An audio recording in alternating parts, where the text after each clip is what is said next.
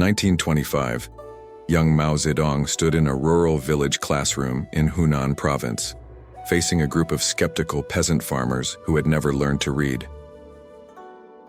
The village elders surrounded him, their voices filled with doubt.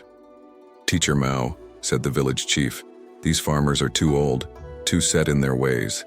They cannot learn." Mao looked around the room at the weathered faces of men and women who had worked the land for generations, but remained trapped in poverty. His assistant, a young intellectual from Beijing, whispered nervously, "Comrade Mao, perhaps we should start with theory. Teach them about economics and politics first." Mao walked slowly to a simple wooden table where farming tools lay scattered. Without a word, Mao picked up a handful of rice seeds from a bowl. The farmers, full of curiosity, gathered closer. "Tell me," he said gently, "how do you know if rice is good for planting?" "You plant it and see if it grows," replied an old farmer, confused by the simple question. Suddenly and without warning, Mao scattered the seeds across the classroom floor, then knelt down and began examining each one carefully. The farmers gasped as this educated man from the city got his hands dirty, studying their seeds with the intensity of a scholar. "Exactly," Mao exclaimed, his eyes lighting up with discovery. "You don't read about rice in books.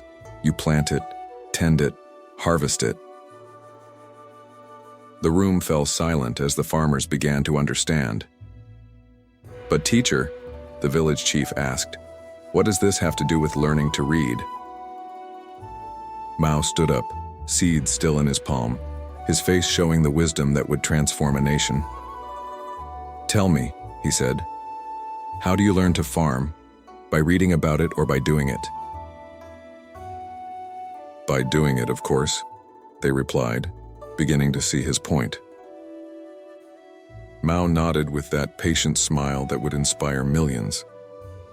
"When you understand that knowledge comes not from books but from practice," he declared, "when you realize that to know the taste of a pear you must eat it yourself, then you discover that the best way to learn anything, even reading, is by doing it, not just thinking about it."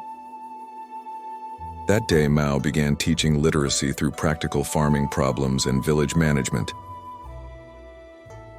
Within months, those unteachable farmers were reading, writing, and organizing their own cooperatives.